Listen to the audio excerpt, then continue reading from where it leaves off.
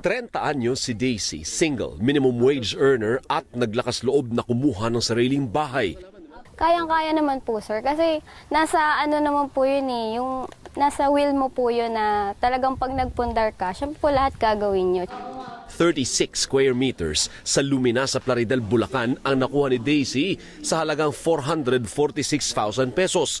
Swerte si Daisy dahil ibinabasa 3% ang interes sa housing loan para sa kumikita ng minimum wage o pababa. Sa 30 years na amortization, wala pang 2,000 pesos ang buwan ng hulog. Pero si Daisy, 15 years lang ang bubunuin. 15 lang po kasi para medyo bata pa po ako. Yung the rest po ng taon, pwede po magpahinga na po.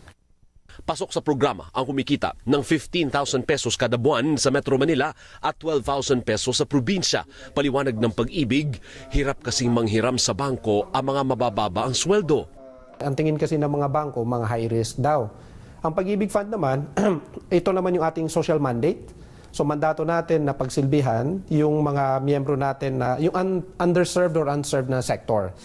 Pero batay sa record, mataas ang collection efficiency sa low-cost housing. Ibig sabihin, nagbabayad at hindi delinkwente ang masang nangungutang ng pabahay. Ang realidad natin dito, pagka binigyan natin ng pagkakataon ng ating mga minimum wage earners na kababayan, sila naman po ay naalagaan nila yung kanilang mga kabahayan. Karamihan sa mga pabahay ay sa Cavite, Bulacan at Rizal.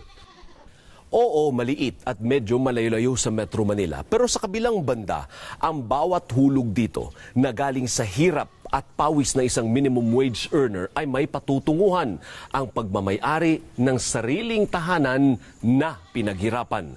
Alvin Chico, ABS-CBN News.